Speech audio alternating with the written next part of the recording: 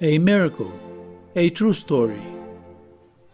Tess was a precocious 8-year-old when she heard her mom and dad talking about her little brother, Andrew. All she knew was that he was very sick and they were completely out of money.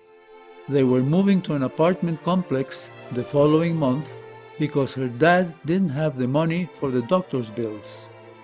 Only a very costly surgery could save him now, and it was looking like there was no one to lend them the money. She heard her daddy say to her tearful mother, with whispered desperation, "Only a miracle can save him now." Tess went to her bedroom and pulled a glass jelly jar from its hiding place in the closet. She poured all the change out on the floor and counted it carefully 3 times. The total had to be exactly perfect. No chance here for mistakes.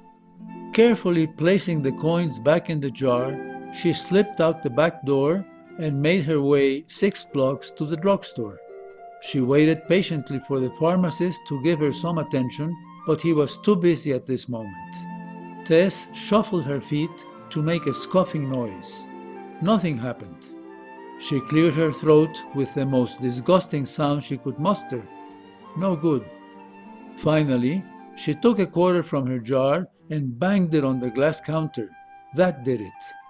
"And what do you want?" the pharmacist asked in an annoyed tone of voice. "I'm talking to my brother from Chicago, whom I haven't seen in ages," he said, without waiting for a reply to his question. "Well, I want to talk to you about my brother," Tess answered back in the same annoyed tone. "He's really, really sick, and I want to buy a miracle." "I beg your pardon," said the pharmacist. "His name is Andrew, and he has something bad growing inside his head, and my daddy says only a miracle can save him now. So, how much does a miracle cost?" "We don't sell miracles here, little girl." "I'm sorry, but I can't help you," the pharmacist said, softening a little. "Listen, I have the money to pay for it. If it isn't enough, I will get the rest. Just tell me how much it costs." The pharmacist's brother was a well-dressed man. He stooped down and asked the little girl, "What kind of a miracle does your brother need?" "I don't know," Tess replied with her eyes welling up. "I just know he's really sick and Mommy says he needs an operation, but my daddy can't pay for it, so I want to use my money." "How much do you have?" asked the man from Chicago. $1.11, Tess answered barely audibly. "And it's all the money I have, but I can get some more if I need to." "Well, what a coincidence," smiled the man. $1.11 is the exact price of a miracle for little brothers.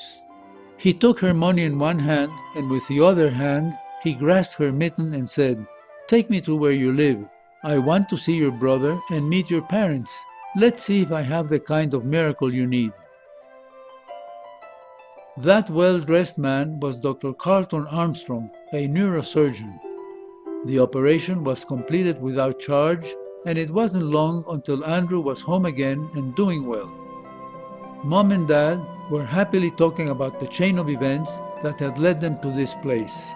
"That surgery," her mom whispered, "was a real miracle.